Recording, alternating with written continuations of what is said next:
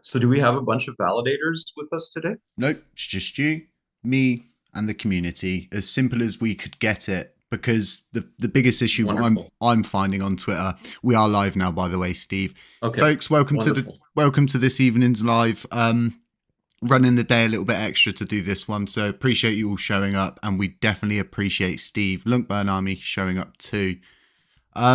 It's just absolutely crazy at the moment with everything that's going on. These Twitter spaces just don't seem to help everything or anything. You've got too many people and everybody's just so angry, and you just find that people are just kind of waiting to have their say, sling some shit, and more or less not absorb what's actually going on. And it just seems like we're not getting anywhere, and people are getting so annoyed, so irritated, so angry that they're simply just going to end up leaving the blockchain. We won't have any devs for the future.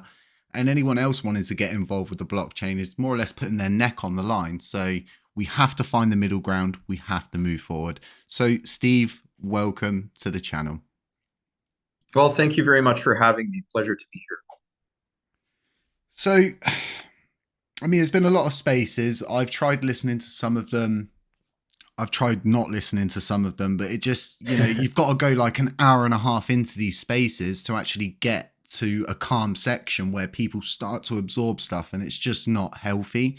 So, run us through how you're feeling there at the L1 team. This is so important right now to find the sentiment that's going on and how you are feeling about this rejection that's going on with the proposal, because it's pretty obvious now. All nodes have put an abstain in. That's pushed it to quorum. So it's tight.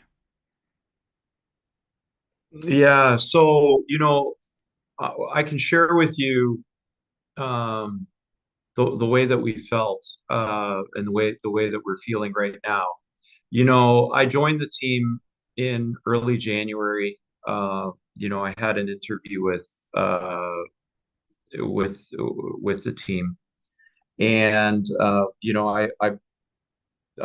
I'm a IT professional by trade. I've been doing this a long time, over 20 years, and I've been a professional project manager, implementing complex IT projects, so managing developers, infrastructure teams, things of that nature. And I absolutely love and adore the job, like on this blockchain. I love and adore the team. The amount of work that I've seen, the professionalism that they have, and the collaboration is remarkable, right? And so we went through the quarter. There were some lessons learned, some bumps along the road. There were some you know uh, the big upgrade we did certainly could have gone a touch smoother, but it was more so to do with just not enough voting power was online. And had we I published an after action review about that. So anyway, moving through the quarter, we got basically everything done. We got a lot of work done, and we had felt that uh, the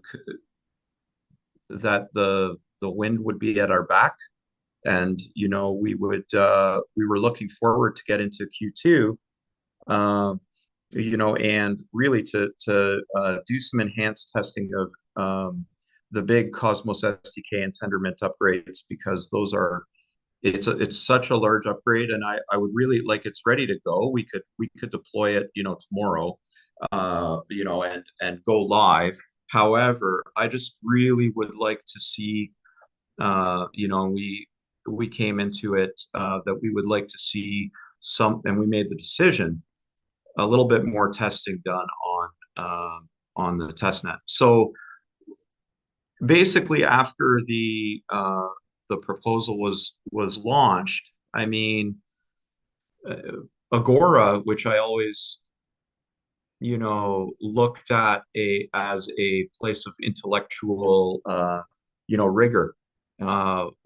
Some of the comments on the Agora kept me up at night, and so then after this past week, it's just been it was more so the personal attacks and mudslinging uh, against me, and then against, I mean, Ed Ed had been the target of this for several weeks now. In particular, there were accusations of misappropriations of funds that him and Marco did. He spent endless cycles, having to go to the nth degree to say, hey, there was absolutely nothing wrong here. And he did that, and that's good. So, uh, good that he provided and published that information. But yeah, if I'm honest, it's difficult, right? Everybody wants to work in an environment where they feel like they're liked, they feel like they're appreciated. And yeah, so after this, what happened with this proposal, and especially the level of personal attacks against the team, myself, Ed, Tobias, it's been very deflating, unfortunately. So You could say it's an all too familiar situation, couldn't you? Because it seems that we get a team, they do good work, there's a hitch, and then it's the end of the world, and it's all eyes on them. And like you've been saying, you're receiving all of these different kinds of, I mean, I'm not going to say threats, but I could probably imagine you've got threats too. It's this, you get it from everybody and from every angle. There's nowhere to escape it. And it's not a healthy environment for developers on this blockchain. It's not incentivizing any new people to come on board. In fact, people have been leaving, haven't they? that's right. That's right. It's really it. I mean, Tobias at this stage, despite his bedside manner, I've talked. I couldn't speak more highly about him from a development team perspective. The himself, Superman, who had asked to be anonymous. People have just they whipped such a frenzy up about Superman that his anonymity has basically uh, been at risk. And uh, Tobias is very difficult to replace from a development perspective, particularly at the cost and price that we have somebody like him for. Maybe we can find somebody else, but it's likely not going to cost what we were getting him for. And Superman, I can basically say, is impossible to replace for the price we have. And it would be so unlikely that we would ever get a better developer that way. So, it's, yeah, it really is of concern. And I sit there and I wonder, like, what could I have done better to avoid this? And people have told me and said, I don't think there's really much. It's just the way that some of these factions and folks operate in this Twitter world. And unfortunately, the proposal came out. Early we had a thought that we were going to pay people what they were worth. Look at competitive salaries in the marketplace and put that in the proposal. And I think that was one of the sort of flashpoints that really triggered things. And then yeah, that's kind of the way it is. But I think you hit the nail on the head that folks, really good, talented, professional folks, uh, they, I mean, why would they endure it? Why would they do this? I think a lot of people Um, have forgotten as well. A lot of us have been enduring this for nearly a year.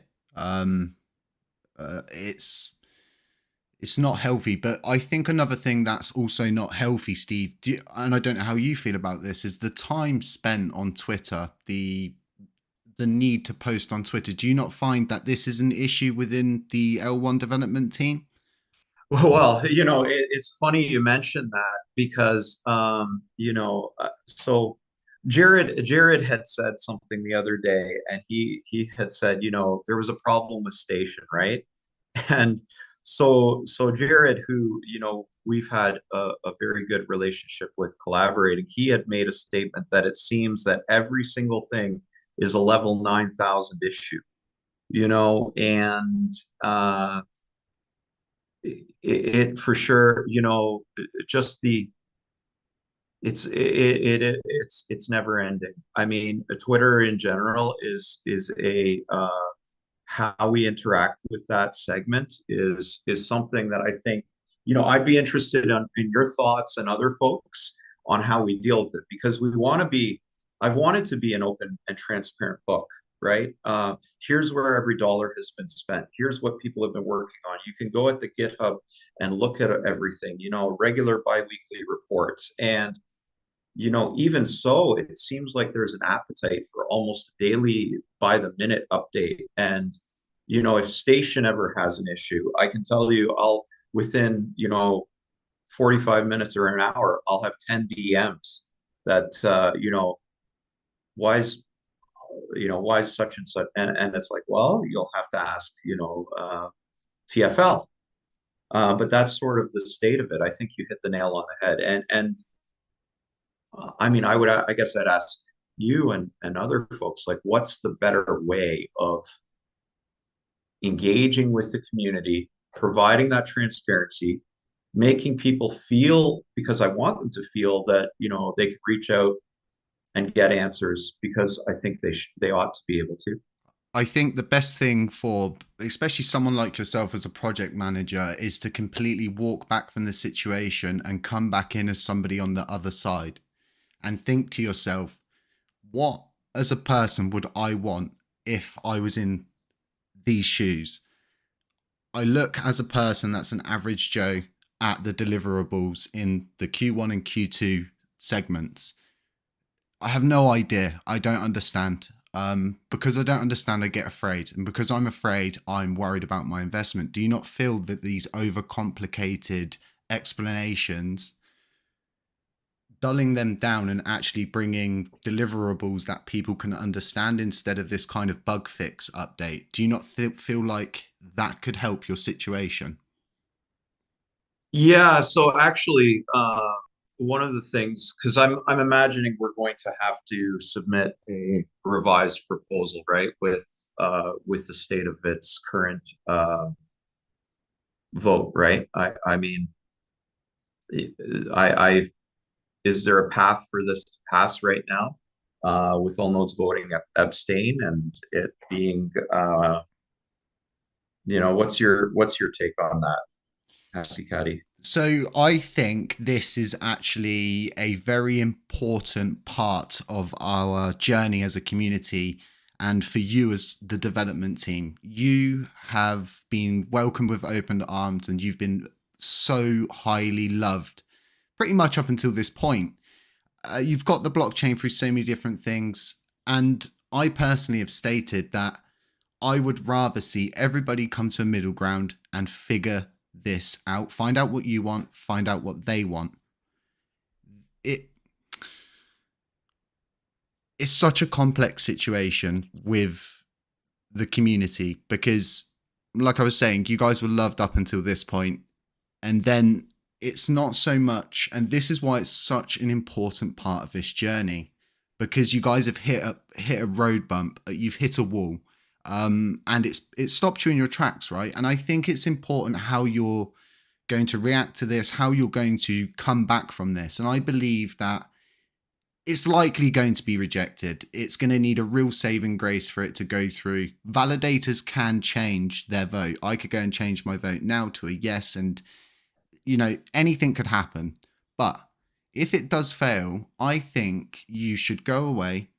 You should take the sentiment from the community, understand the need for better deliverables, better roadmap, better goals that look achievable, and come back with a new refined version. Because when you've got trolls on the blockchain that are making another version of your proposal and then doing a V2 of that proposal, it shows that they're actually, trying to find the middle ground, regardless of them being trolls or whatever they're doing. And I believe that you as a team should go away and do this, because Yeah, we're so I only mean, gonna we're only gonna end back up at square one, right, Steve? We're only gonna end back up no, again. I mean, here's the thing. Like, I mean, first of all, I mean, I'm a little bit biased, right?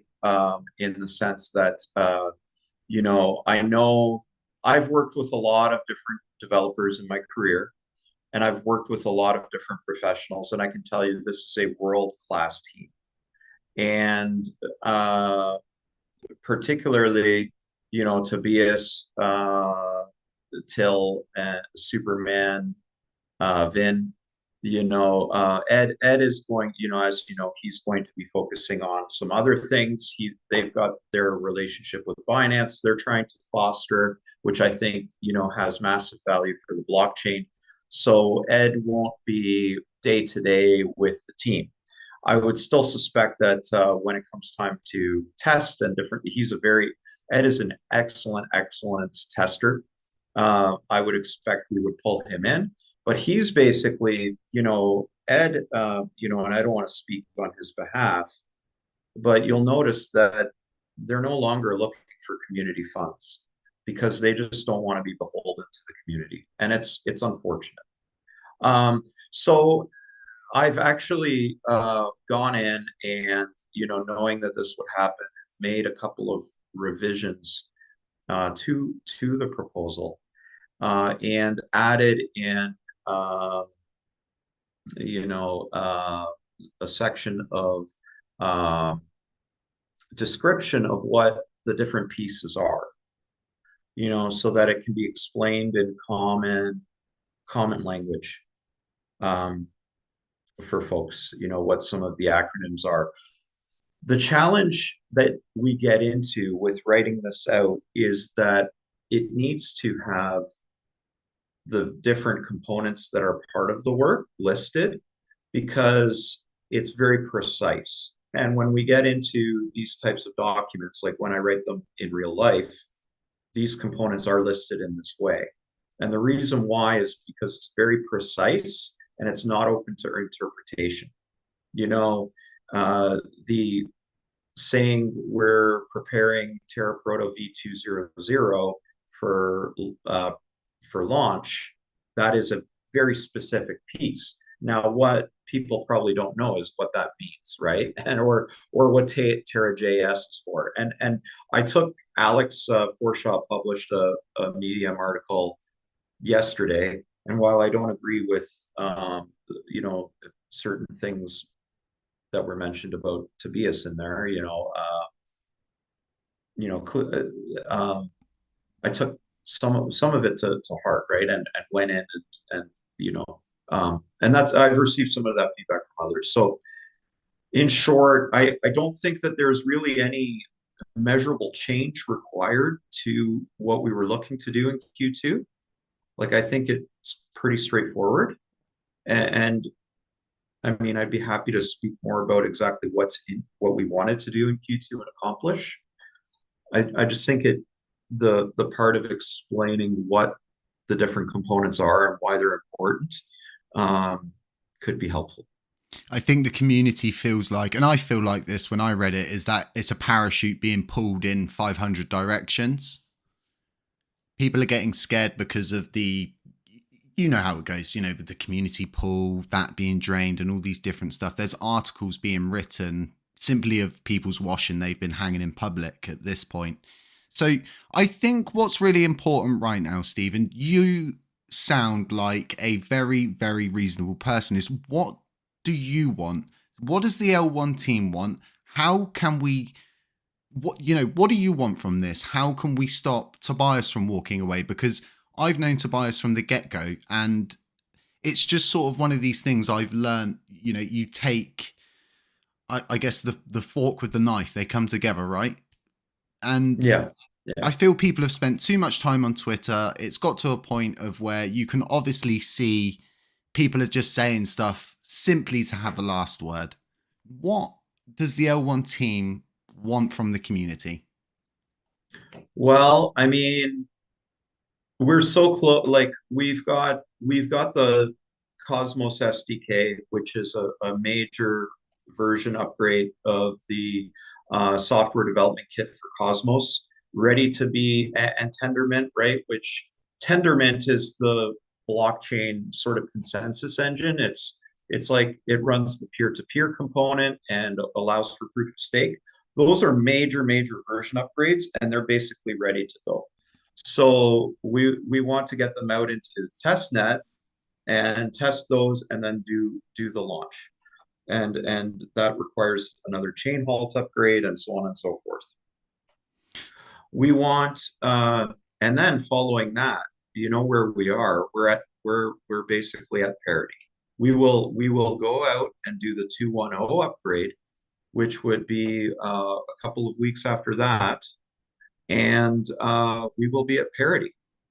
So for people, And just a sec, Steve. yeah. So for people wondering what parity is possibly going to achieve for this blockchain, USDC is coming into the environment. This unlocks the doors to things like that. Yeah, I mean, it unlocks the doors to really anybody who's, got an application. Like, I mean, you've been involved in DApps for quite some time now, right? So imagine you're a DApp on, on version 2. Well, once we're at parity, they can almost, control C, copy, and then control V paste their code, and maybe spend a few hours to just make some syntax changes because we have our burn tax, and they're able to launch on our blockchain. That's what parity brings us.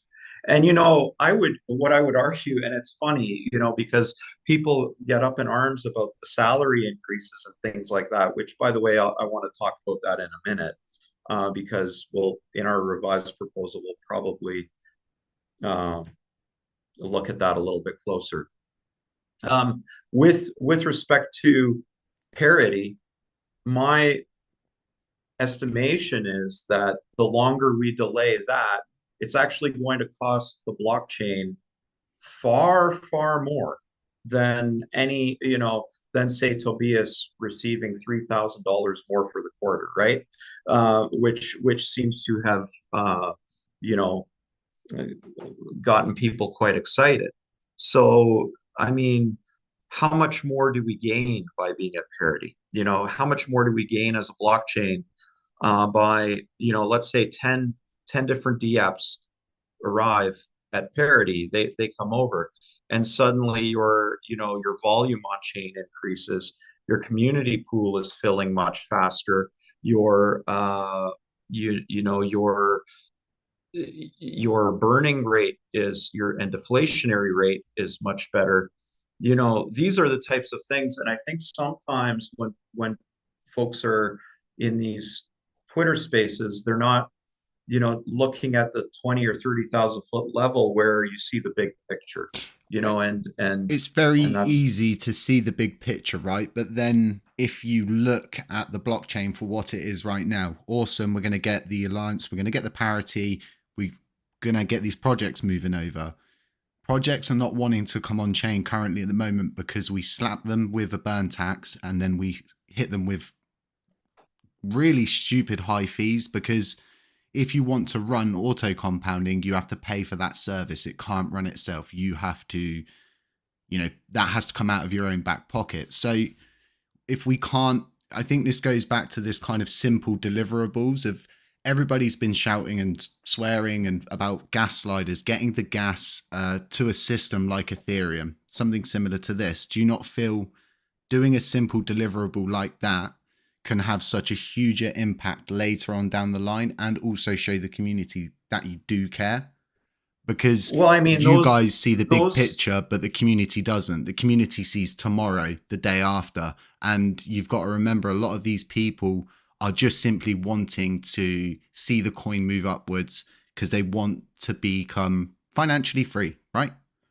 yeah, So not I everybody's mean, invested in this kind of like image of what we see. And we've got to, and especially you guys as an L1 development team, you've got to try to appease as many of these sides as you can and try not to ignore different sections. yeah, I mean, that's it. I mean, we've tried to be as open as we can. There's a lot of folks that want to put together their own L1 team, and of course they're not by nature. I think that they're a little bit more as a result, because they want to put their own L1 team together, they don't necessarily like us as much, you know. Uh, so we could be nearly perfect, right? And we could say the sky is blue, and some of those folks would say, well, no, it's not. It's I don't know what, you know, it's black, you know. So that's part of the challenge. I mean, if you ask me what I want, you know, what I really want is to get the team to work on Q2. That's what I really want, because I don't even want I want them to you know get going. I want to get going on Q2 on Monday. You know, I don't want to wait any longer. I want these upgrades done, because really, once we get to parity and we get these major version upgrades, then it becomes a matter of more maintenance, right? And then you start to transition to features, you know, like USTC or what we do with that, and things of that nature. So that's really where I want to get to. And I like I said, I'd like to get going on Monday. Um, but we're we're not there right now, right? No, of course not, especially with the situation in hand. And this is why it needs to be taken with the most seriousness that we can possibly go at it with, because I don't want to see anyone from the team leave. I definitely don't want to see Tobias leave, because ultimately everybody's going to have hiccups. You know, Yeah. with that many eyes on you, it's impossible for you to not slip up. And I totally get this whole thing. I just feel like all of this could have been avoided if people would just not tweeted certain things. And it all got to a point now where it's like people have said silly stuff at the height of things, and we just need to get over this. We simply just need better deliverables on the roadmap, better outlining, simpler outlining, because I totally get where you folks are coming from. And I've said this in my previous videos recently, is I'm not, you know, I'm not disputing how much you're getting paid. I'm simply disputing how the community's feeling and how I'm feeling about the roadmap, where we're heading, and things like that. Yeah, I agree 100%. You know, um, I think that there's just with respect to Tobias, I think there's a high probability we're going to have to post the proposal with suggesting we're going to interview and hire a replacement. Um, I will certainly try my best and continue to fight that fight, but you know, there's a breaking point for everybody, right? And Exactly.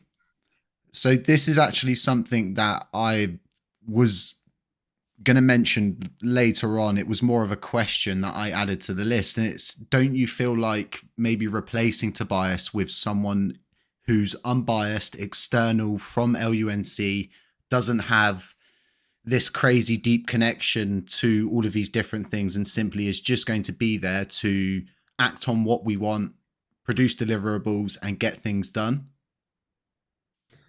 well, so I don't disagree with that sentiment. The challenge is you're going to have to pay a lot more, unfortunately, right? More than likely. You know, the guys that I know that are like, I have some friends, you know, I have one that works in a very senior position at PayPal, as an example, as an engineer.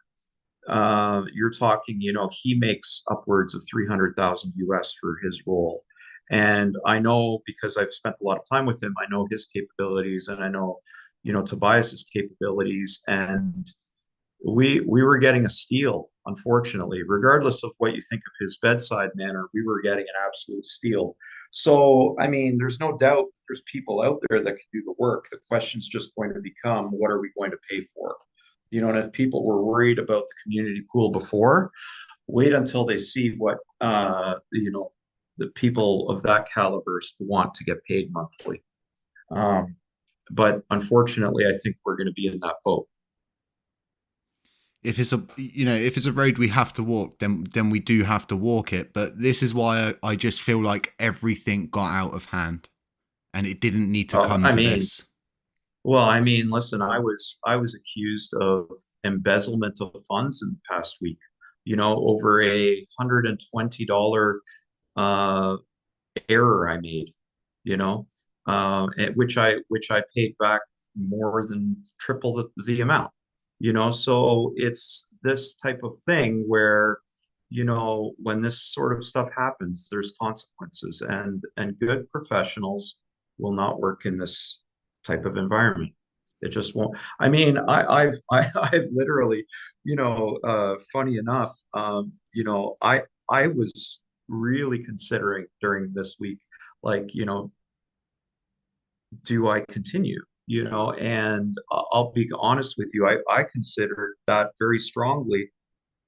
There were times, you know, I really want to though, because I love the job and I love the guys, and we're so close to achieving that parity. I really want to get the blockchain there.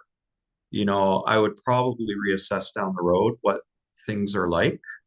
If we can't figure out, you know,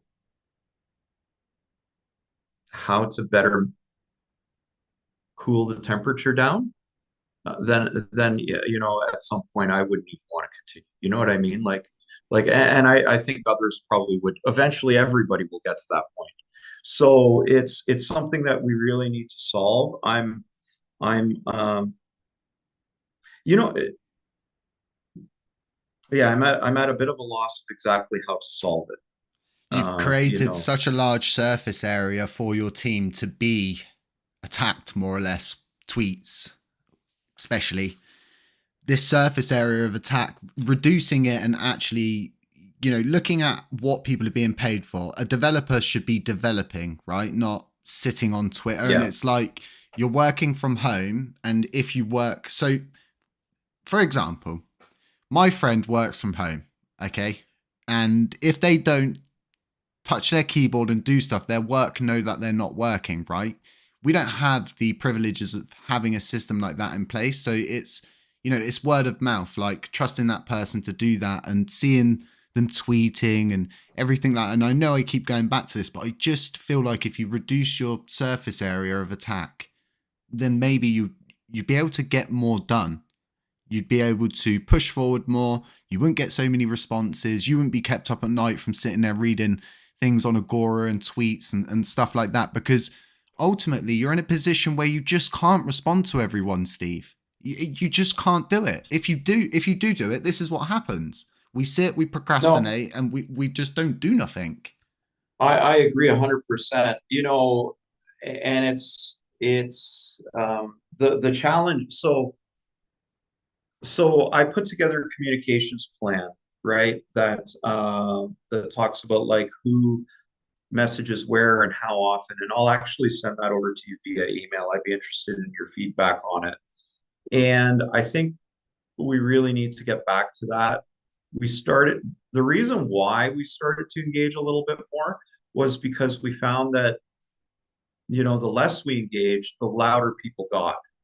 And we just wanted to, you know, to try to be as open and as transparent as we can. But clearly, I think you're right. It just doesn't work. You know, You're explaining stuff to a small group of people. Majority of people are just not going to see it anyway. And then you just end up explaining it again. Whereas you would be better off having like a update system where you're not going live and you simply just give an update, and then you can look through the comments and get feedback from people over the course of a week. Because some people will just not check crypto for a week on end. I have friends that specifically don't check it because it irritates them seeing it going up and down. So they just simply don't check in for a week. yeah, Lots and lots and lots that has happened. And it's, I like, and I know there's people who feel different about this, but I just don't want to see Tobias leave. And I don't know if he's going to listen to this, or if he is listening to this right now. And if he is, you know, we need to show that we can come back from this. We can come back from this strong. We can keep pushing onwards. We keep moving forwards, because ultimately, you know, we just keep going back to that same spot again. Terra Rebels collapses, new dev team. You know, that collapses, new dev team. Oh, that one collapses, new dev team. And then each time we're just getting the worst of the pickings, because you're going to end up with desperate, more or less, people who are willing to take the risk. it becomes very questionable. So this is why I don't want to see our lead dev leave. I'm not, the what you're being paid, and if people actually go and they look at it, you can get paid a lot of money for doing what you folks are doing. You can go self-employed, especially, and earn even more money subcontracting. So the community's mixed between everything, but honestly, I feel like if you guys could just do better deliverables, you know, kind of more or less get the ship in order, tighten it down, and stop. You don't need to explain yourself to every single person. You need to put the update out, and people need to make the effort to go and do that. Because I've always found myself that I can explain something to one person in the Telegram group, and that's just going to get buried. No one's going to see that a week, 2 weeks later. Someone joins, says something, and oh, we spoke about this last week. You can't even say that to them because it all just gets buried. Yeah, I mean, I definitely think you're right. I think that the what went well were I don't know if you saw my biweekly status reports on me. I used Medium as a framework for it, posting sort of the deliverables there and what was done. Have you seen any of those? I haven't, and that's simply Oh, just because you guys are in so many different places. It's hard to keep yeah. hold of it. Like you had DJ Trev. Shout out to DJ Trev. I think he is in the comment section listening to this. He was part of the COC, so I think his job was more or less to relay information, right? Yeah, and I think he did one heck of a job. He's truly, Tobias had said, he's the Dr. Phil of the chain, and I think he could start his own television show and compete with these folks because he does such a good job. So, folks like yourself, Happy Caddy, DJ Trev, the way that you are able to get out information is just invaluable, but and I think, do you see where I'm coming from with the information yeah, stream though? You're giving out information on deliverables and everything, but it was Trev's yeah. job to do that. So people won't, it becomes like confusing, right? Like, where do I go? Ooh. Oh, hold up. I think we've lost him. Let me try and get him back, folks. Hang tight.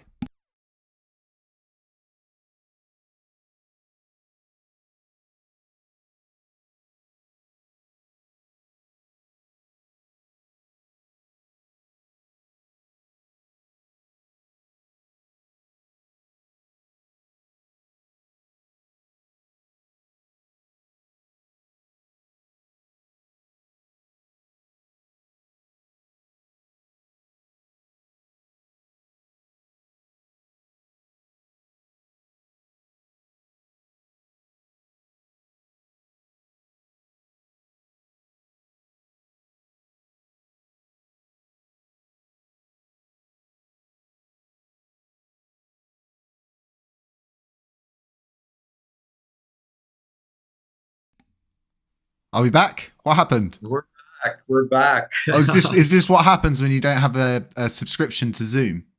Yeah, you get 45 minutes Oh, and then they just oh, it cuts right off at 45 minutes. So it's funny. oh. Uh, I didn't know that. This is the first time I'm using Zoom for it. I always use Discord, but the sound well, you quality know is what, so much better. on Zoom, isn't it? Yeah. The sound quality here is just so good.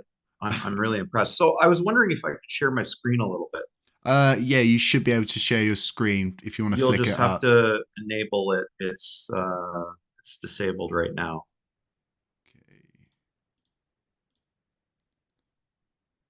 Okay. It's somewhere in the options you can There you enable go. me to share my Multiple screen. All right. participants can share. So I'm just, while I'm working here, I'm going to show some of the stuff. I actually worked until about 3 a.m. last night. I kind of thought, I'm thinking to myself, I'm the captain on the ship, right? But we're either gonna make it or we're not, and I'm fighting till the bitter end, right? Um, so yeah, I mean, like I said, I'd really like to see us just get back to work. But anyway, let me share my screen here. So in in so this is the framework that I put together for status updates, and basically in each each sprint. So we do things in a 2 week sprint cycle, right? Where we have our um, we do work on the GitHub. We have a number of issues, and then we cycle through. So basically, it's a description of all of the work that's being done, and then it shows the roadmap, all of the different milestones we have, where we are. And so I've really kept this updated every 2 weeks, and really tried to like list out everything we've done. And I know some of this is in technical language, but you know showed what's ready to start, in progress, in review, done. That's your And then biggest issue as a development team, I would say. just the technical discussion, like the technical pieces. Exactly. Yeah, I appreciate that feedback. That's something I'll try to. It's important that you get honest feedback. That's not Yeah, coming at you with someone going, ah, you need to do it more carefully. It just doesn't, yeah, my cat wouldn't even absorb me shouting at her from the other side of the room. You need to speak politely. You need to, come on, come over. Look. Hi, how are you doing? yeah. See, the thing is, some of these things, to try to explain it, will get so wordy. Like, I think the best way, so what I've done is I've put in the so anyway, let me just finish walking through this. So, all of the items to be completed, the roadmap, this I think is at the appropriate level of detail, where we've got our sprints, the different releases we've got. We did the 105, we changed the names to 100, then we changed this to 110, where we did the Binance whitelist and so on. Then we have the V204. We had the IBC whitelist we did. So for those wondering the importance of that whitelist, it got burning going again. Okay, so that was very important. So that's a deliverable right there. Absolutely. So that's what I think you would prosper from, is actually looking at what you're going to put up and then putting a deliverable, breaking it down and saying, right, this is what we're going to do. This, that, this, that, this, that, bish, bash, bosh, tickety boo. And this is what comes out at the end. This is your deliverable. And the community goes, oh, we've got something to be excited about. See, the reality is that when we look at this is the deliverable right here, right? This is the COSM WASM 1.1.1, and this is parity right here on this timeline, right? And we're going to have to obviously now revise this a little bit. We finished the release candidate. That's ready. We want to do some more testing. But now that we're at a place where the proposal didn't pass, that's going to inject some delay. That's just the way that life works, and it happens. I had a project once where we were running infrastructure, fiber optic cable, and we needed to run it to another data center, and we needed to go under the road. And I'm in Canada here, and you guys in the UK, I think you have more temperate weather. But what happened was the pipe broke under the damn road, okay, which you'd never expect. So now I can't run my cable under the road, and now I have to wait 2 or 3 weeks for the crews to come and fix this, and now we can run the cable, and now we can fit. So this happens. You got bumps in the road. The proposal didn't pass. So bottom line is, I'm still, if there's any hope that we can quickly, do a revised Agora, and I'm even going to see if I can maybe twist some arms and say, hey guys, let's get started on Q2. Let's get back in the office on Monday, so to speak, regardless of whether or not this is going to pass. Let's give it, our all. And should it not pass, then then we lost maybe a week of work that we didn't get compensated for on Q2 items. But if it does, then at least we're doing the community a service and a benefit, that it is that much further along. So I'm going to try to see if we can do that. Um, no guarantees, but that's what I'm going to try. So anyway, long story short, I mean, this is really the deliverable, right? Like it's this high level. That is it. I could write parity in big, flashing neon sign right here that says parity. That's, I could put Cosmos SDK, current version, or I could add another sort of separate appendix that talks about that, you know. But aside from that, you're not, then then people will say, well, what are you actually doing? Right? Because, well, you've got this is the piece of work that you're getting. And how do you justify the amount of time that goes into that? Well, then you get into when you're in when you're looking at the revision. Well, I'll show you the revision. We get all this detail, right? So this is all the detail to get to parity. It's the pre-release testing of core of this version, and changing it to release. It's the testing of the Oracle feeder, which is what validators do, use to get their prices, from a few different sources to know exactly what they set the price for what each token should be worth. Then you have prepare Terra.js, which Terra.js is it's the front end components for station and what have you.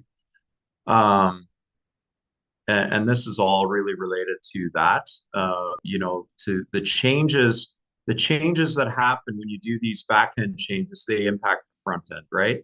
So we have to do work on that. And then we're going to have to patch the front end pieces with this, with this new Terra.js version. And then, like I said, we have to work with the validators to get to, I'd like to see 30%. I mean, there's users, ideally, I'd like to see 100% of validators in our testnet, but that's a stretch. So we would have, it's an ideal because when we run the testing against this,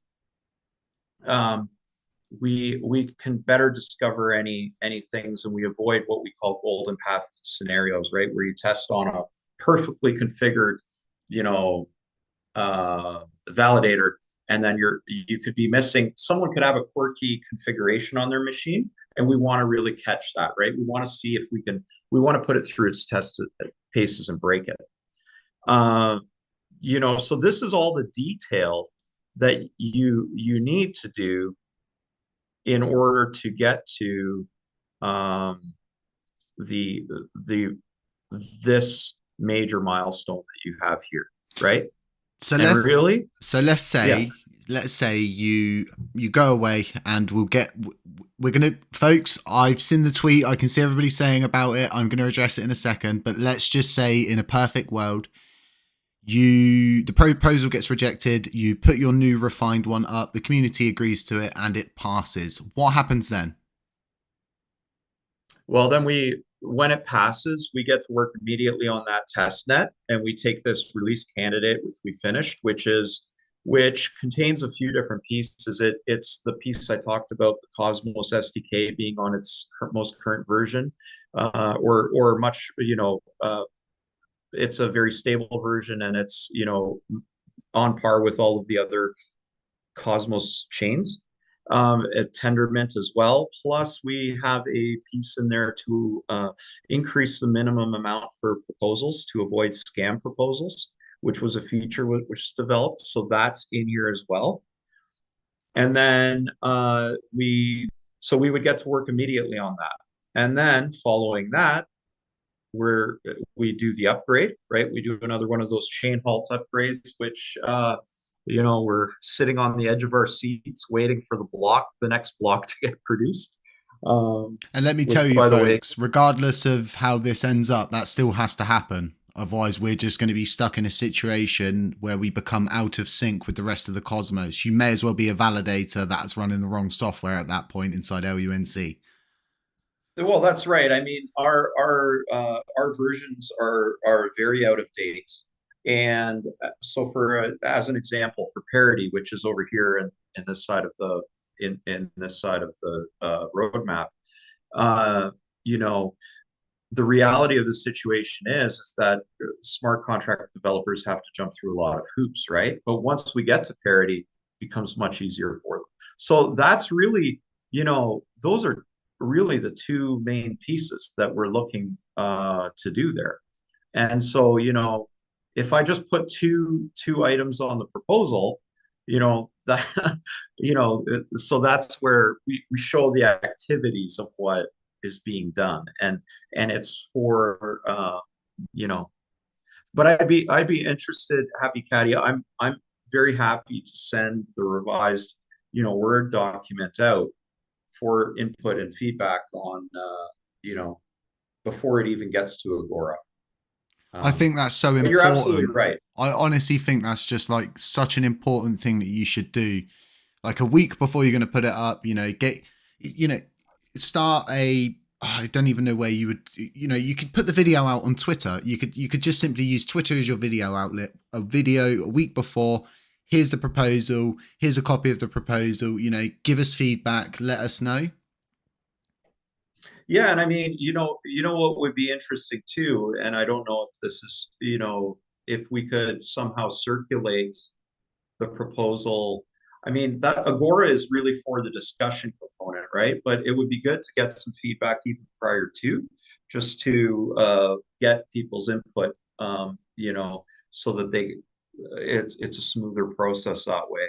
I'm in Um, the I'm in the business of Agora comes as standard, like regardless of what else you're going to do, like it's a standard. You put it on there, people are going to want to see it on there, and it's part of the Absolutely. No, I system. agree. I agree 100%. I'm just saying, like, even if I'm wondering, if, and it's just thinking out loud, like, is it something where you and I go and do a walkthrough like this, or somebody else, in a similar way, but we invite all of the validators, and all of the community, and then we provide some sort of a feedback form for questions. We can build these types of things where we could have a questions or suggestion inbox for the proposal, and then once it gets to Agora, it's kind of already received the whole level of community input. I wonder if that would be helpful. Of course, it would be. I mean, this channel's door is open to anyone who wants to do a podcast weekly or wants to get information out to the LUNC community. This door's always open, always, and it's so important. Like we've both been saying, and you understand this very well. And this is why I feel like you're now speaking with you, sitting here, having a chat with you. You're doing what you should be doing. You, you're. I don't see what you're doing wrong or that you're doing anything wrong. You seem to be doing everything. It just seems to be like these niggly little things. It could easily just be gotten over. Easy. Well, that's what I hope. Um, that would be nice. I mean, because ultimately, at the end of the day, once we get to parity, just so we know, this is a discussion. So you talked about gas fees and things like that. Those can be adjusted, right? Those are parameter things we can look at, right? You can always, there's burn tax split. How much do we send to the community pool?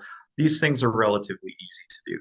These major upgrades, release versions are much, much larger components. They're, require really experienced development teams that have gone through, really successful upgrades and really, challenging ones in the past. And that's what, experienced people get paid for, is their experience of going through many different types of upgrades, and going through some in the past, where you have experience where something doesn't go right, and you have experience of how you recovered from it, right? So that you're the calm and steady hand at the helm, that, when something isn't going right, that you inject calm into the situation. You know how to assess what it is that's happening, and you know how to provide direction to the team, so that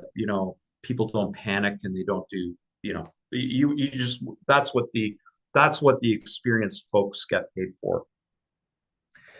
Um, but what I was getting to is once we get to parity, we're really going to have to get into a discussion, well, what comes next? Because once we get to these major releases and they're up to date, we will be, the chain won't require as much upgrading. It might be, you get into what we call release management, where you do like, you know, you plan a release schedule. You're going to do an annual major upgrade, or one every 9 months, and then there's probably some minor patches. But then the question becomes, okay, what comes next? Do you get into USTC?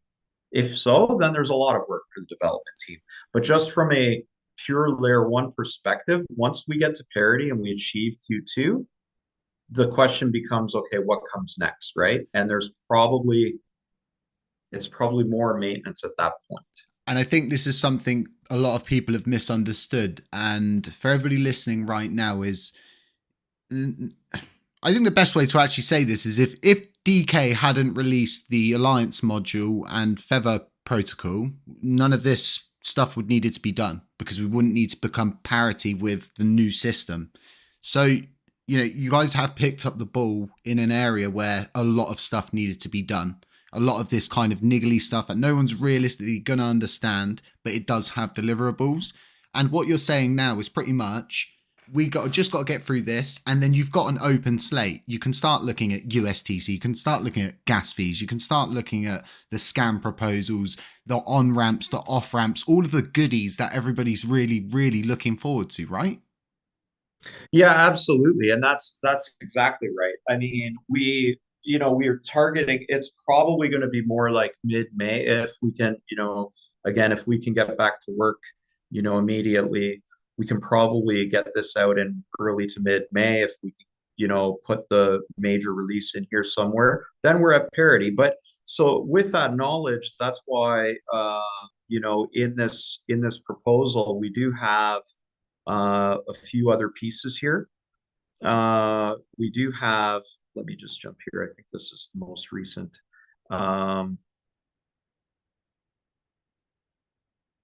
Let me see if I can get to one page here for you. So when we get into June, there's technology roadmap. Maybe we provide that, maybe we don't. That's an activity that some people have said, well, it really doesn't have value right now to do that sort of thing. Tendermint to Comet BFT, that's like a performance enhancement. I noticed. On ramp. I noticed you've skipped the dojo there, Steve. Yeah, I mean, I'm going to revise the dojo. Right now is a good time for us to be honest with ourselves. Do we need it? I think it's of incredible value. Of course, but to people who want to learn to do it right, it's a Wikipedia to simplify it. Well, see, and this is the type of thing you get with visionaries like Tobias that know all the pieces and what needs to be in the ecosystem. So one of the things, I mean, we can just simply go in here and say, do you not think that could be a better deliverable to be put after this critical update? More of something that we want but don't need. I think that's a good thing. I always ask myself this when I'm shopping: is it a want or is it a need? Yes, absolutely. And it is a lot of the pieces in June are exactly that. Like you can see here, review on-ramp technologies for classic station and develop the proof of concept. That's really what the main focus would be there. And the community has quite clearly stated they want an on-ramp. And that's something that we can quite easily provide. So that's sort of what would happen in June is the on-ramp. Where a good deliverable for that on-ramp is literally to take parity and look at that and go, well, we're working towards parity. Okay. Then once we've got that, we can utilize an on-ramp, and Then further Correct. down the line, we can utilize USDC as a possible off ramp, and that way working towards a more ecosystem that people want to come to, people will stay in, and don't actually need to leave the fuzzy cave of LUNC. That is correct. That is correct. And so what's, when you get through here, maybe I'll put, in this document, major milestone, you know, in May we achieve parity, right? That's our target date when we look at where we are with parity. So we will already have achieved parity. We've got a bunch of other really important pieces in here that we're talking about, like integrated fee share module from Juno. That's quite a cool and exciting feature. And what I've done is, and I'll just jump down here to the bottom. Oh, I'm in the wrong version. My apologies. That's okay. I'll jump down here to the bottom. I put an appendix with glossary of terms and basically a description of every one of the technical pieces, right? So that I don't have to write a novel up here for the deliverables, but folks can go in the Agora and they can read exactly what each piece means. Like, what is Terra.js? It's a JavaScript for writing applications that interact with the Terra blockchain from either Node.js, the browser, or React native environments, and provide simple abstractions over core data structures. I think the So on and majority so of my community, because of the way that I do the information on the channel, a majority of my people actually just use the Terra glossary, because that's exactly Yeah. what you're doing there. If that Yeah, utilization of except I've that can help yeah, just the individual understand things. But we got to remember, people, they want it fast, they want it quick, they want it simple. It's just kind of the way the world has come to. I mean, you've got TikTok videos that will keep a person entertained for an average of 8 seconds. So, attention spans are quite short at times. yeah, I mean, it's a balance. Like I said, I could put three bullet lists in this document, right? It could say release 200, get to parity, do the on ramp, but then people would, I don't know if they'd feel they're getting value for spending 100. I think, what are we at here? 124,000 now, with the revised budget. We revised it down by 25K. So what If we you did was if you could just go back onto the budget and let's yeah, just walk this path quickly, because the people in the live comments are saying about it and I keep coming off of it. Tobias yeah, has just put a tweet out. I don't know if you've seen it. So he has said, I've decided to withdraw my offer entirely. The risk reward is simply not worth it anymore. I wish you all the best, yeah, and I'm sure others will keep working towards a better future for yeah, LUNC. And do you know what the biggest yeah. difference I see here right now? Is every other person that has come before him in these positions has more or less just fully gone on the offensive, caused as much grief as they can whilst they're exiting, and then continue to make grief. It's just, so now we're at this point and we're going to have to address it. What's the plan now? Yeah. How long is it going to take to find a developer? How long is that going to set us back? Oh, well, see, and I'll be honest with you, I'm absolutely devastated at this whole thing. And you can see that I was already aware of it, right? And I was waiting for him to I was trying to convince him. I've been pleading. Vin has been pleading. He's been a great mentor to Vin. It's a huge loss to our community. People don't yet realize how big of a loss it is, regardless again of his bedside manner. Which being honest, there were days I wish I could have just turned off his Twitter account. But in his defense, when he saw the attacks against different folks, he felt his need to say his piece, and I think he had had enough then. People also Um, need to remember that in a time where someone took a piece of information, I'm not going to say the person's name because they're not worth mentioning, everyone's going to know what I'm going on about. Someone took some information and misconstrued it, elevated it, and used it as a motivational point to more or less run their own kind of incentive, which was total horse. And that's not the sort of stuff you need on chain on a team. The people you need on the team who are actually going to break it down for what it is and say, this is ridiculous. And Tobias was one of those people. So myself, I'm sad to see him say that. I really am, because finding another developer now is going to cost us more money. It's going to cost us more time. It's just going to cost everything for what is a hiccup. Oh, exactly. And like I said, the $3,000 increase he would have received over the quarter, we're going to spend multiples of that now.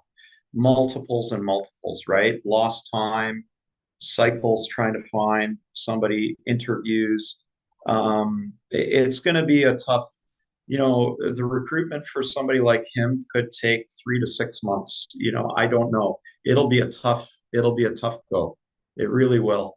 Like, as an example, you know what he did that people don't really understand, and I'm writing it here in the glossary, and we'll get to the budget in a second, but Terra operator. So what it is, it's a Kubernetes piece, and I'll try to stay away from technical jargon here, but basically it allows you as a validator to spin up a new node in sort of a virtualized packaged environment. And you can do it from a command line, and it's going to have everything you need, full stack, to test the solution. Your LCD, your FCD, your validator, every component you need. And these types of things are what folks like that bring to the table. And it's, like I said, it's really upsetting. Yeah, but it is what it is. We'll have to overcome. And we'll have to, the other thing too, just to add, Happy, it takes time to build a good functioning team, right? Especially with developers that have egos. Some have egos the size of, probably the size of your country, if I'm honest. and and to get them to work together and to work well together and collaborate is not an easy feat. That's what I get paid for. People say, "Oh, why do you need somebody like Steve?" Well, I keep all the kids in the sandbox happy, and working happily together, and saying, "Hey, what's going in what direction? Who's working on what? Hey, don't get distracted by this bright shiny object over here. Let's stay on the task at hand." You need a Jared. I'm essentially Luna Classics Jared. But yeah, it's a huge loss for the chain, sadly. It definitely is. But you need to, like you're saying, you're not going to let this stop you. You're not going to let it halt you. You're going to push, not so much push back, but push back in a positive manner, like we've been speaking about. And I think this is so important. I really do. And if there's any way to get Tobias back, I honestly believe that that's the best route, regardless of the community being 50-50. It then comes down to the same thing once again. People want to see burned. Some people don't want to see stuff burned. You've got two opposing sides. You can't please both. Yeah. There's going to be hiccups. Yeah. It would certainly be the most cost effective route. That's for sure. It would be, it would be much more cost effective for us to even pay him 15,000 a month, versus the 12.5K that's there, than it is going to be for the lost time to recruit and all of that. But anyway, it is what it is. I don't want to, belabor this too much more, because we're going to have to just, if he's truly made that decision that that's best for him and his family, and he feels it's not worth the risk, I'm certainly going to keep trying. But at the end of the day, as a human being, you have to respect his decision. And if he chooses that that's what he wants, I will also respect that. But that doesn't mean I'm not going to try pleading the case a little bit more. But it's safe to say the L1 team's going to continue regardless. Well, like I said, I'm going to try. Yeah, for sure. The L1 team will continue. One thing that I would say, though, is that I view the team as a team, right? and Tobias is a key team member. And I really want him to stay in the fold. Um, so again, whenever you get somebody new on a team, you have to we've got this whole thing, storming, norming, forming, storming, norming, and performing, right? It's kind of the management philosophy. And you form the team, then you have team members kind of individually competing each other with, who's the leader. Then, you start getting to a more normalized environment, and then you really start performing, like where it's like now you're performing. And I can attest to this, that the team really performed exceptionally well, having done this before. So we're at this juncture, and we'll just have to you know you can see I already have it here that we need the replacement, the revised. So we put the revised amounts back to what they were in Q1, to try to get the community pool total down from 140,000 down to 124. We added in the junior devs, which I'd like to see them sort of paid more as a discretionary budget, where we'll have 7.5 thousand in that pool, but we may not pay them the full amount monthly. We'll see, how much work they're assigned and how much time they put, sort of timesheet tracking for them. Is this like kind of like having like a bug bounty system? Yeah, maybe. Yeah, I mean, but more so like just number of hours tracking for, hey, we need to pull you in. Like a great example is the Terra documentation. So the Agora, or the developer documentation that exists, is already there on it's owned by Doquan, which is funny, right? You can actually go to the who is of the page, and the domain owner is literally Doquan, right? So we should probably have it hosted by ourselves. Just saying, if we want to be our blockchain that stands on our own 2 feet. So we're gonna, and that documentation is out of date. So we're going to update it, and that's a perfect task for one of these junior developers to do. And so, we would pay them for that work. And then we would look at another piece of work. So I would look at breaking down each individual piece, and then, paying them discretionary on those items. I think it's important you have that kind of, because Terraport caused a small crash themselves recently, and that, yeah, I think it was about 6 hour down for the network in some places, right? Yeah, the LCD went down for a number of hours, and yeah, it impacts a bunch of different things that way. So, but yeah, that's the budget. I have a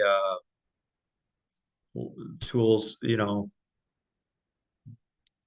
the this was the original plan. It's been revised down now. We were going to do this. We actually revised it down from this already. We were originally going to do more in line, higher salaries for everybody. We came down further than that, but we're just going to stick with what was in Q1, finish the parity, and then go from there, I think. Yeah, like we've been saying, it's a clean slate right after that. We're literally like all hands go on what the community would really like to see happen. We've just been getting through this stage of needing to do a lot, but which is really seems like a little. You know what parity means?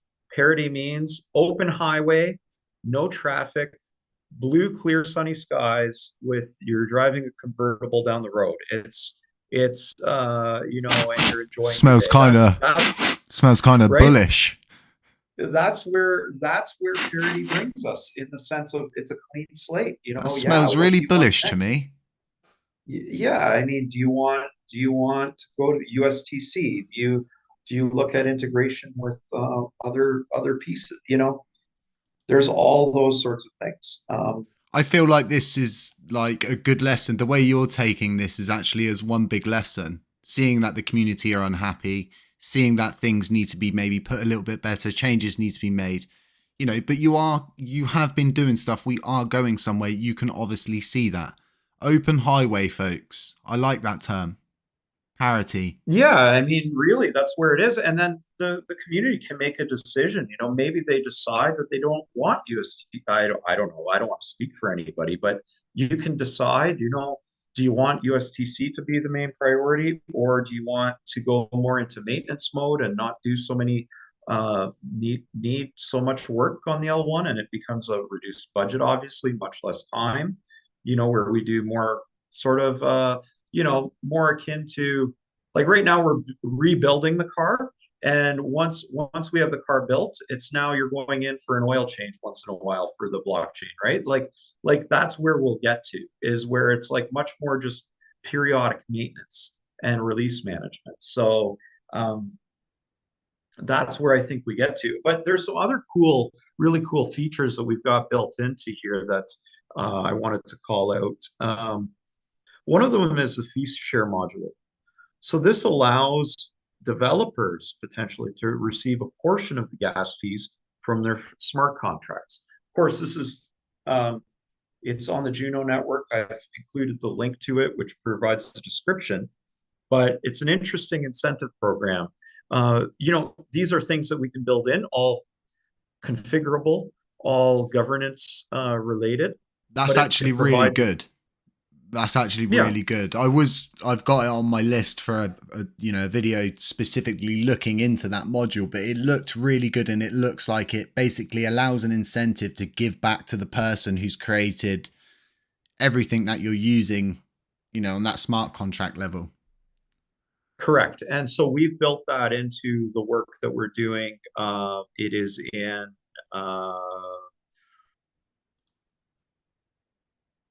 May. So, you know, it's one of the first pieces that we would be doing along with parity. So with parity, developers would have the ability to get some additional incentive for, you know, building smart contracts and having them on our chain. So these are the types of things, you know, Happy Caddy, I think, you know, we should spend some more time together and do this more often, where we can, you know, explain some of these things in greater detail for the community, and you know, share the screen like this and talk about what these different pieces mean, so that people are aware. We're less than a minute, so we may have to jump out and rejoin again, Ah, yeah, because I I think we're gonna keep forgetting. All right, let's jump out. We'll come back in, and then yeah, I'm going to run some questions by you from the community. absolutely happy to do so. Okay.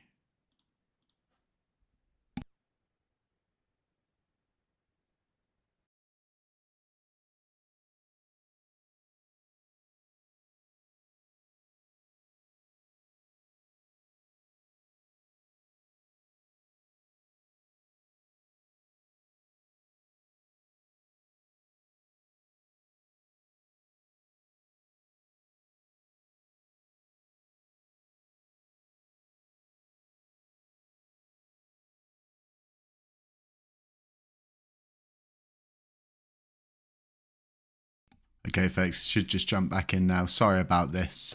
This is the first time I've used Zoom for a live. I'll try and get something better in play. You know, so I think it's safe to say, folks, that, you know, these Twitter spaces just don't help. There's too many people talking, and everybody is entitled to their voice. But being able to speak instantly, raise your hand, and then hearing something that triggers you, it just doesn't help. And you've got all of these people that simply just want to just create havoc anyway. So I think there's too many outflows of information, if that makes sense. Like, it's coming out from too many places. There's too much coming out too quickly all the time. And yeah, so here's LUNCBURNARMY. He is back. So we're going to start rolling on to some questions from the community that I've taken in. Can you hear me, Steve? I can. Hey. Let's do the questions. Right. So I think one of the really important ones on here is about the L1 team slash TGF, which is Ed's sort of thing, reaching out to Binance with the application to the industry recovery. You know, what's that all about? Where's that going, sort of thing? Well, this is one of the key. If you, I don't know if everybody's had the chance to read Ed's Medium article about what TGF has been doing and their activities. Uh, the they have conversations with Binance. We have contact with them with respect to the burn tax and different pieces like that. They have applied for a grant for the Industry Recovery Fund from Binance, and we hope that it gets approved. It's in review, and we hope it gets approved because that would be absolutely massive for our blockchain. Do you think our And do you think our chances have become much higher because of the work that the L1 team has put in from the money that they've been paid to work on getting those wallets whitelisted, which isn't an easy process? Do you think that's definitely something that could help your, application and show that the chain is willing, to meet yeah, in the I mean, middle? I would hope so. I would hope so. I mean, I think, Ed and Marco are both really good professionals, and they've been in contact with other folks as well, by the way, not just Binance, and they're seeking that funding. So, I think, the whitelist, yeah, we went through a lot of hoops to get that whitelist to work the way that it wanted. So I certainly hope that has some goodwill behind it. And, we'd be thrilled to work with them.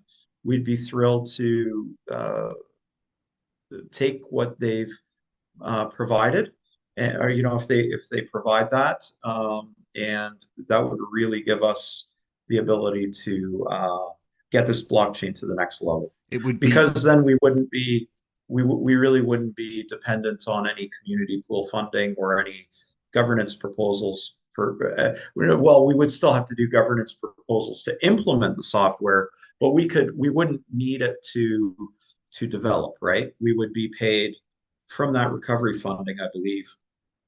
And so a lot of these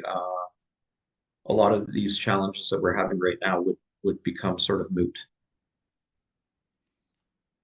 I think this $5 million in funding is very positive, especially because where it's going to come from, it's clean. It's it doesn't have any legal ties. Whereas there was a multi-signature wallet offered up, and you were responsible as an L1 team enough to step back from that and just simply go, yeah, nah, you're not going to get us.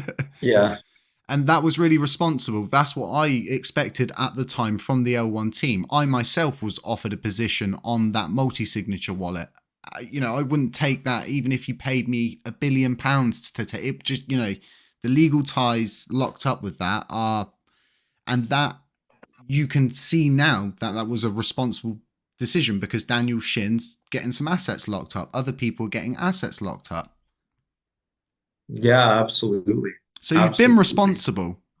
You have been responsible. It's you've literally got to like a small wall and suddenly everything's been taken from this tiny little molehill wall, and so much crap's been piled on it that it's so big now that the L1 lead dev's walking away, not creating any noise as well, might I add.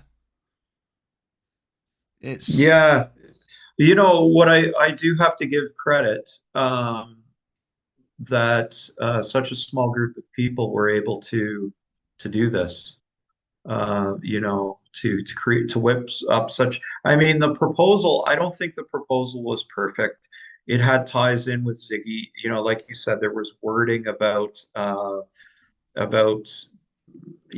support of the AI sidechain. All that stuff has been removed. So I take it in stride. There was the budget increase that folks weren't happy with. I take it in stride that the proposal wasn't perfect. And Ed has been the governance person. He didn't have a lot of edits for the proposal. He thought it looked good.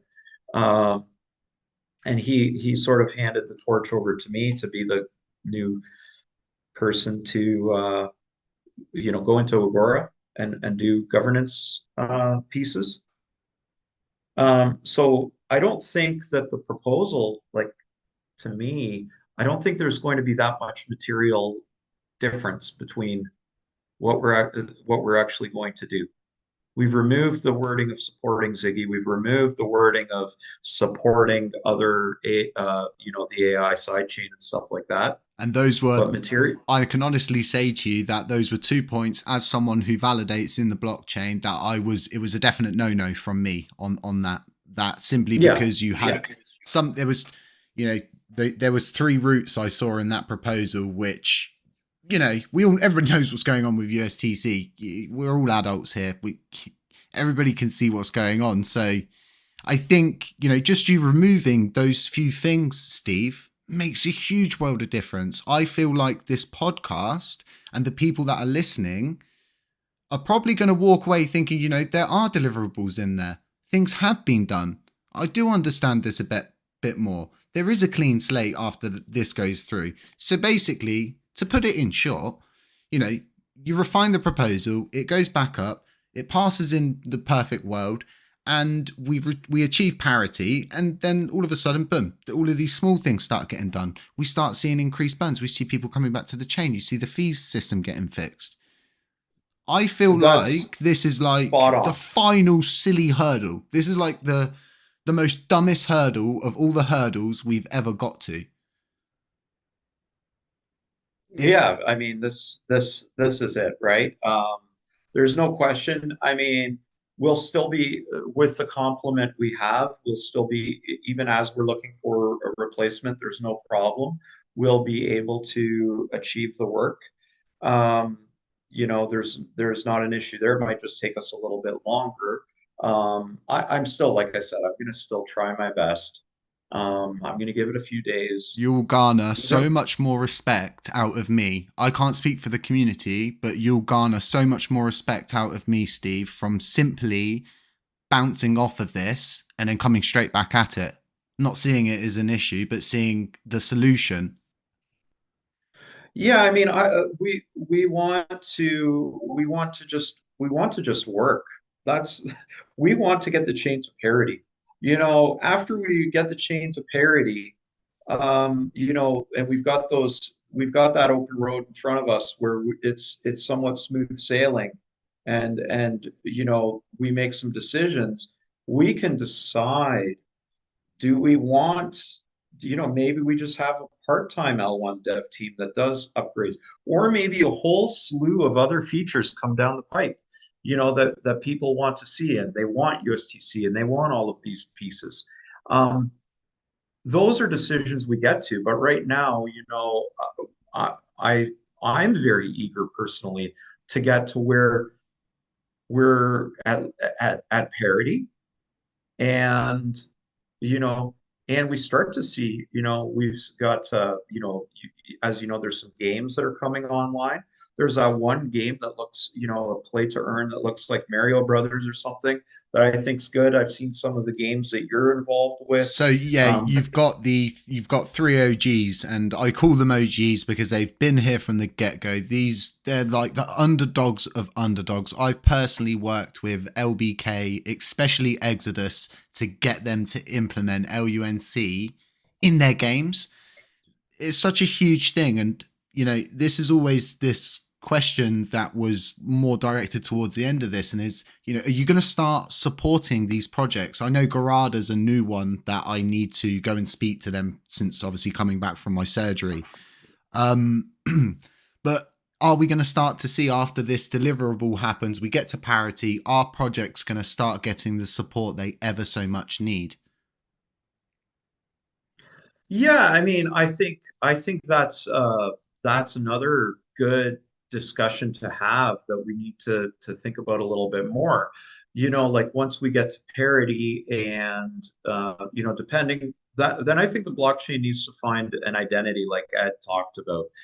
Do we really want to be would we like to be are we a financial blockchain that focuses on, the algorithmic stable? I think there should, I think that's still a great way to go down. Personally, myself, I feel like there's a lot of people that we're capable of making whole if we can achieve that, and there's room for stables in our environment. But I think on the flip side too, there's also exciting gaming and things like that. So no, I definitely think I think there's need for L2 support. There's no question. And I think that there should be a separate governance proposal for that. I also think, this is just me offering my personal opinion, because, I'm not TGF or anything like that. But I think we need a small professional marketing team somewhere on this blockchain, where whether it's TGF, or somebody would form a small marketing team that would do things like professional press releases surrounding major upgrades and things like getting to parity. For now, I'll do it, because I do that in my real life job. When we have something exciting, I work with the communications folks, and we draft press releases, and so I'm familiar with that. But I think we need to get to a place where once we're at parity, where we start bringing people in. We need to find a way to expand the tent, so to speak. Bring people in, bring new projects. So I think, yeah, it's vital to support valid projects that are on chain. I'm super excited about all of them, and myself, I'm excited to check them out myself. They definitely are the ones that give back to the blockchain. They do all their transactions on chain, everything. It just helps everything in general. It's going to benefit us so greatly in the future. People who know about Exodus and understand Exodus, that is a rocket ship. That's, literally a rocket ship, but it's going to just go nuts when that thing releases. I've never seen a metaverse like it. It's just insane. And because we have such a vast token supply, it just seems perfect. And they've even said to me when they first came on board, this is perfect for us. You have so many coins for us. So yeah, that's great, right? That's it exactly. So yeah. Any other questions, Happy Caddy, in the list? we've got a few more. We definitely have, and it's regarding the Q2 team. It's so important for us to get a Q2 team, and it was basically them saying about when's station going to get fixed, when's mobile station going to get fixed. But that was actually fixed around 3-4 hours ago now. Do we know who fixed that? Yeah, so I'm going to use this opportunity to just let people know that mobile station is wholly and totally run by TFL, right? And um, they really are the ones that have ownership of it. So we're not. We build the L. We work on the L1, and then they've got the L2. Now, what's important, and it's in the proposal, is that I think we need our own version of station for the blockchain. And I know some folks have forked their own, but where we really want to get to is where we have a version of station that we have ownership of, and so that we can streamline the upgrade process, right? Because we're a bit of a burden to folks like TFL, in the sense, we've got an upgrade coming, and we have to remember we're not the only blockchain that they have Luna 2, and they also have their interchain stuff that they're, working on other stuff. So we are a burden on them in that respect, right? Taking time and resource away from what they'd be doing on other stuff. So if we have our own version of station, what that means is that when we do an upgrade, we can test it stem to stern and really make sure that our upgrade won't break anything on the flip side. And it just makes it all that much better. And then what we can do is once we develop features like, say, an on-ramp and so on and so forth in our version of station, we can provide it to TFL as well. And in addition to that, there's also some legal benefits potentially, just in the sense of, some of the SEC actions and things that are happening right now. We thank TFL, and we're very grateful for everything they do. But again, we just want to be our own blockchain that stands on its own 2 feet, I think, right? You're being responsible. That's what you're being. You're simply seeing the issues there with the SEC and simply saying to yourselves, we're responsible for this and we need to act in a responsible manner. Let's get our own Correct. mobile station going. And it's not a hugely overwhelming task because someone's already built it. So you can literally Well, just take that repository, right? Reproduce it and then fine tune it. yeah, I mean, To Ed, butcher it and simplify it. I know yeah. it's a lot more complex than that. No, it's actually not. It's actually not because Ed already did it. So it was a funny thing, this being, other duties as assigned. One of the folks from Toxic Labs, I believe, was asking for a more up-to-date snapshot for the test net. And so the test net, our test net, wasn't really where it needed to be. And so I said, Ed, we need to get this. Can you sneak this in? I know you've got all these other things I've got on the list for you, but can you fit it in? And no word of a lie, he went away that evening, forked Terra Station, forked Finder, forked the faucet, and did it all in one evening. Like he literally produced a new version of Station, and how now we have our own for testnet and the LCD and FCD all in one night. So yeah, that should give you an indication.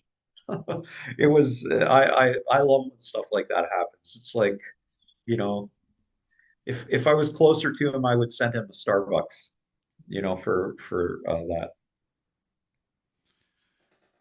I really want to not see this all become a long-winded halt of us getting to parity and getting to all of the good stuff we've been talking about here, instead of simply looking at the utter negatives, which we have looked at the negative. We have confronted, our demons, so to speak. And you've taken that exactly how you should take it. So, hopefully the community is going to themselves take a step back, put themselves in the developer's boots, and actually understand that sometimes, okay, when you push someone and continue to push someone, even if they are doing what they're doing, it's never going to end up well. We're just going to end up with keep getting slimmer and slimmer pickings. And, before we know it, we might lose you next time. And then we'll end up with a new project manager. Or without one. Or you're absolutely right. Like, you're absolutely right. It's talent retention. The other person that I'm a little bit concerned about, people, Superman requested his anonymity, and people just keep digging, digging, digging, and it's basically gotten to the point that, a lot of people now know who he is, and he's just like, or people like him and Tobias are especially Superman, impossible to replace.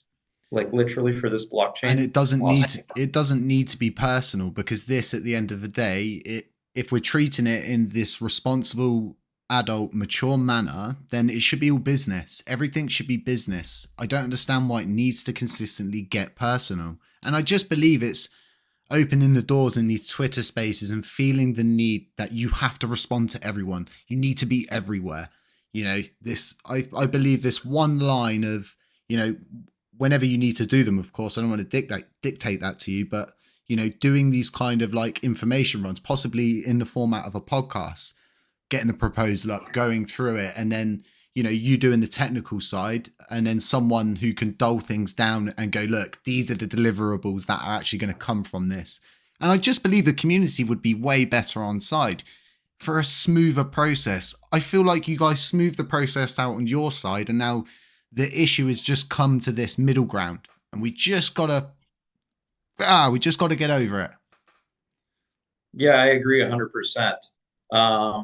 So I mean, I think one thing to mention though, Happy Caddy, that I think is important is, and it's an important question that I sit there and wonder, well, if we put up this revised proposal and somehow the community succeeds in knocking the second one down, or I shouldn't say the community succeeds.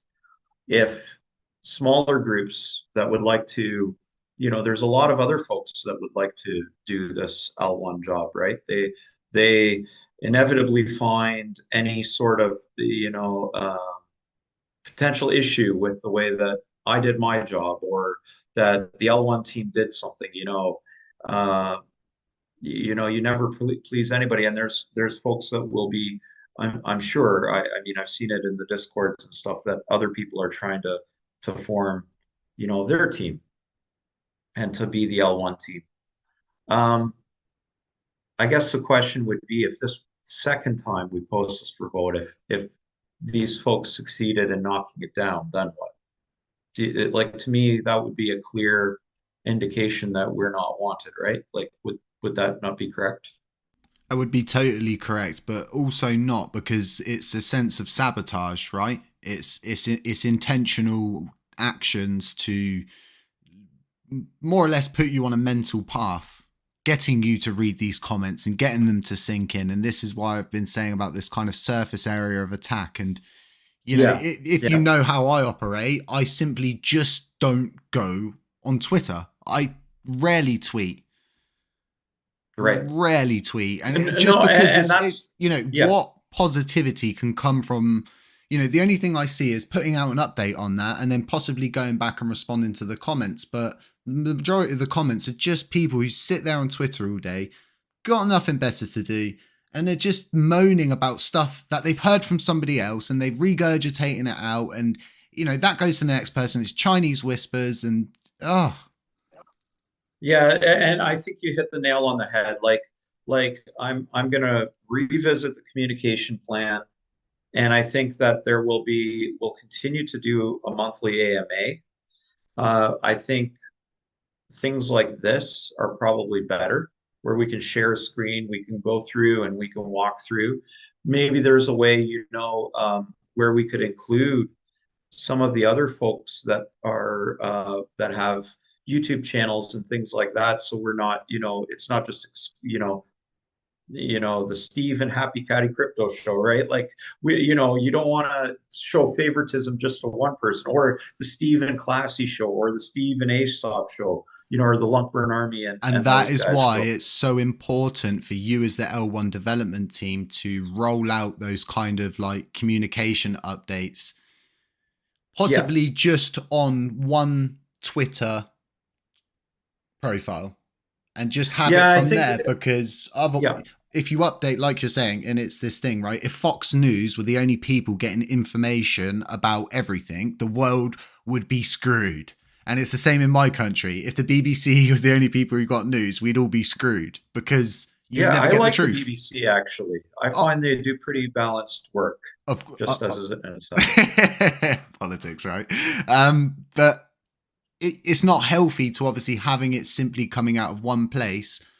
But I Correct. feel that's the total opposite if it's just coming from you as a project manager. And then say you get this marketing team, you would then relay an update that goes out to the whole community, and the marketing team would have to go off of that update instead of, someone giving a breakdown of a breakdown of a breakdown of a breakdown, or you going through 100 different Twitter spaces saying Yeah. the exact same stuff over and over and over again. And you get tired. I Yeah, I mean, I went into those things and defended myself against some of the ridiculous assertions that were being made and the mischaracterizations, and I will never do that again. And uh, it will be, like you say, it will be a monthly Twitter update. Uh, I was thinking of maybe doing an information set space with some of the community members periodically on there, where they would rotate through who hosts them. But by and large, it would not be in that format, and it would not be ad hoc. It would not be any of that. And definitely, I tried replying to as many things as possible, but I agree it's probably caused more harm than good, unfortunately. You have the best intentions at heart, but clearly, that approach did not work the way it was intended. Yeah, you just can't be everywhere at once. And when you try to, you go into meltdown. You know, we're all only humans at the end of all of this. No one's an AI robot. No one's superhuman. All right, we've all got emotions. No one is literally.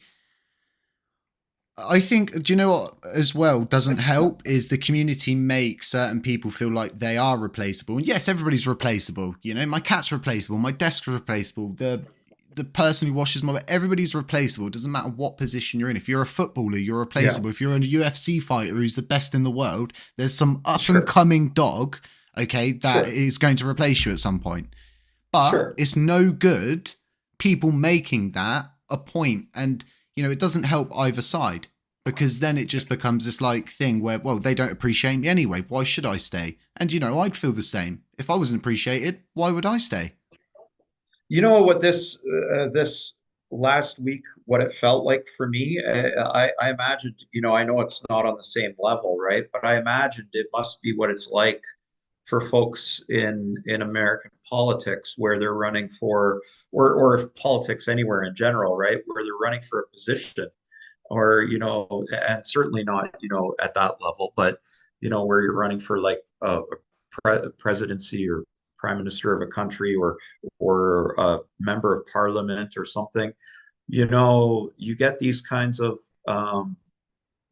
you know people want to be in power, and they want their say to be the way that it goes.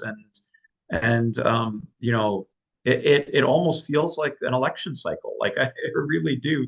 I thought that this week. I was like, that's what it feels like to me, where you get these crazy accusations, mudslinging, like one side is fighting against the other. But really, um, unfortunately, I don't think anybody wants to be a politician here. We just want to work.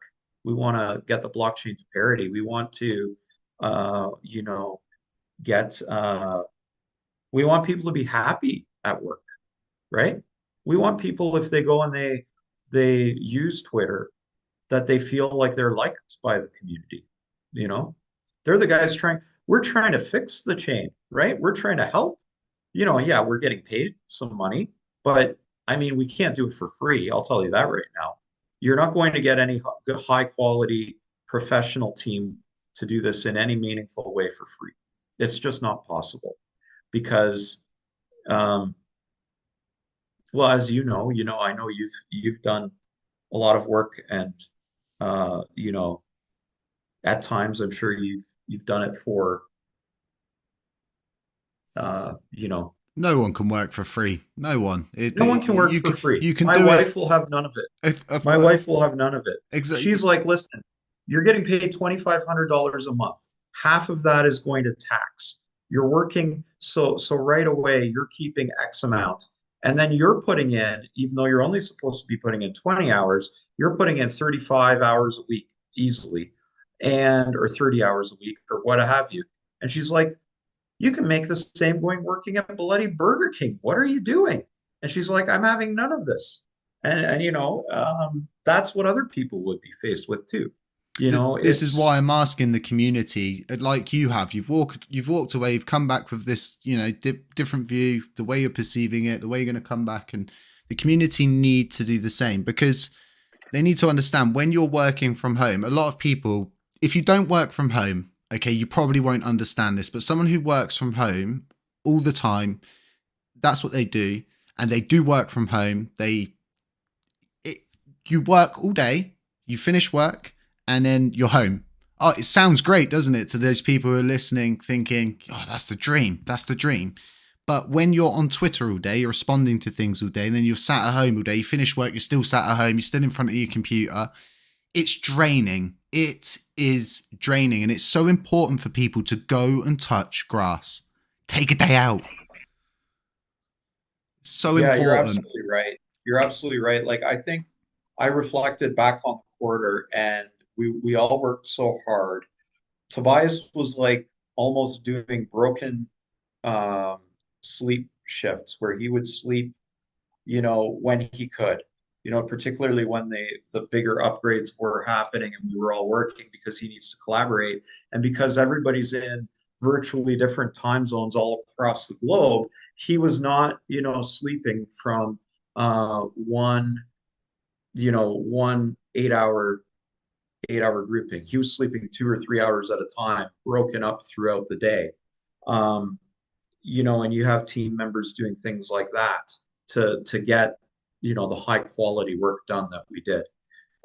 In my case, I have a full-time job. I do this part-time, but I would spend from about 7 a.m. till 9 a.m. doing the L1 task force work, and then work my full-time job. And then following that, at 5 p.m., I would do the dinner time. And then from probably about 7 p.m. until many times 1 or 2 a.m., I would do the blockchain work. And if I'm honest, I'll admit there most days I probably even included an hour or two. Don't tell, hope no one's listening. I would include that during my workday on lunch and things like that, right? So I would only do it on lunch. Let me rephrase that. So that's the type of stuff the team has done. I'm not, we signed up for this, right? That's okay. We're willing to do it. We want to do it. We want to get the blockchain to parity. But what I would like the community to do, the Twitter community, is really realize that we know exactly what we're doing. We know what needs to get done. We know how we need to do it. We know how we need to do it in a high quality way. We've shown that we can be entrusted with the funds and provide good fiduciary, updates and things like that. So, just basically trust us to do the job. And we're only trying to help, You're not also, you need to stress this as well. It's not a trust me bro situation. You're tried and tested. It's not. No, we've shown the work. I mean, already, even if I didn't do this any longer, I mean, this is a nice feather in anybody's resume, on their ball cap, that we've accomplished what we did. Like, no matter what happens, nobody can take that away from us. Q1, forget all the noise, the Binance whitelist, the major upgrades, the time in which it was all completed, plus a whole bunch of extra, is a smashing success. If anybody can help get that across to everybody better, I would be all for it, because it really was a smashing success and the team worked very hard on it. So I think that can get lost in the shuffle, in the noise, in the questions, like you said, Chinese whispers, to use that. So yeah, I mean, I'd just like us to get back to work and to get to parity. And yeah. Do you Any other questions? Because I'm probably going to have to. I know you're probably got a busy day. I've got to. I am. I'm staying late for this. I was just going to say, I think you have covered everything. But that's what I wanted to ask you. Do you feel like you've gauged a lot from this? Do you feel like you've found out some of the community sentiment, some of the things that the community simply want to see? I think so. What I don't know is if it's going to, if I still feel like a large portion of the community are still very supportive. I don't know if it will change the smaller portions that might have had issue, or definitely have had issue over the last couple of weeks.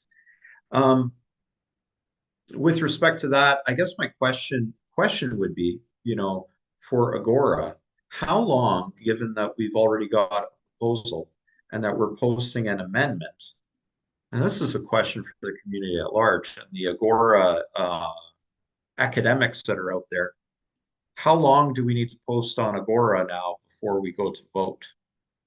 That's a very good question. Very good question. I believe there's a lot of people who have been saying in the comments that what we're doing now should have happened a week before that the Agora text went up onto Agora.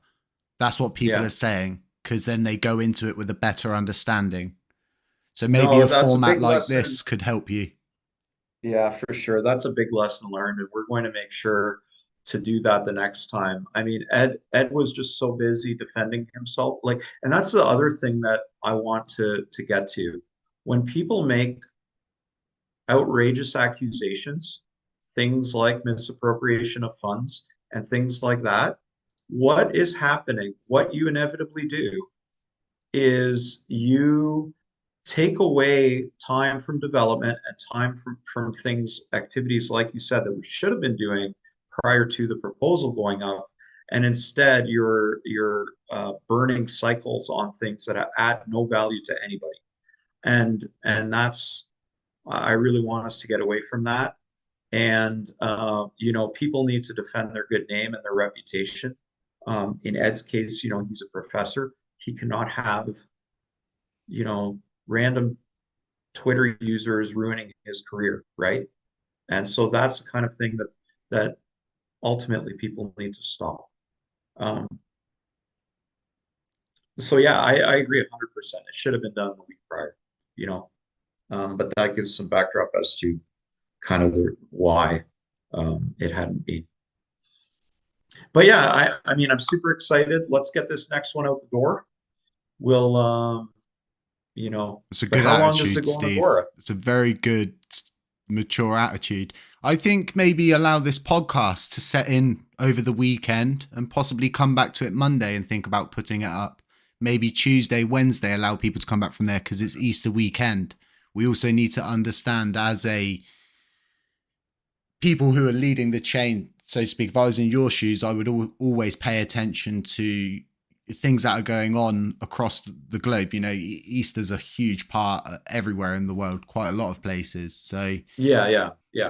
but I think we've come at this fairly maturely and as unbiased as I could be in this situation to have to not mediate, but just have a conversation, because I don't like the word mediate. It's like having an adult to adults. That shouldn't happen when we're adults.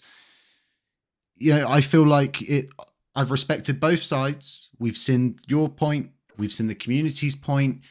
I think everybody knows they need to go away and have a good think of the realities of everything that's going on, the consequences, how long it's going to take, and really share this to people. Show your friends, show your grandma if she's invested in LUNC. I mean, if your fifth cousin from Irvine is interested in LUNC, get them to listen to it and then get them to show their friends too, so they can understand a very simplified version of what this Q2 deliverable roadmap consists of and what it delivers. Folks, thank you so much for joining us. I think I'm going to draw a picture.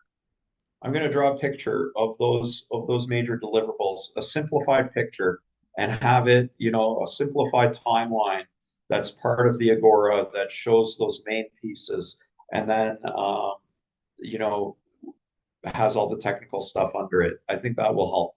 I really want to thank you for having me and for having this very mature discussion. I think we need more discourse like this in the community, and for the blockchain in general. I'm happy to always answer the tough questions, right? And that's good too. You know, we should have scrutiny, but we should make sure that it's done in a professional manner. Constructive criticism. Correct. And feedback, like how to make it better. We don't want to, you know, in my opinion, as a blockchain, we don't want to just take people down. We want to help lift them up and make them do better, you know. And this L1 team already knows all the ins and outs of everything that we've developed. So yeah, we hope to be back at it again. So thank you for having me. You're very welcome. This is a mature space for mature people to have mature conversations. This is a community that depends on the matureness of the people that hire up to set an example for that to then be relayed back down. You know, if we're all shouting at each other, it's just going to convey down the line. Folks, I've been your host, Jay, HCC. Thanks, Steve, for joining. Other than that, folks, have a really nice weekend. Like I said, share this out if you can. Get people to listen to it. And we'll catch you in the next one.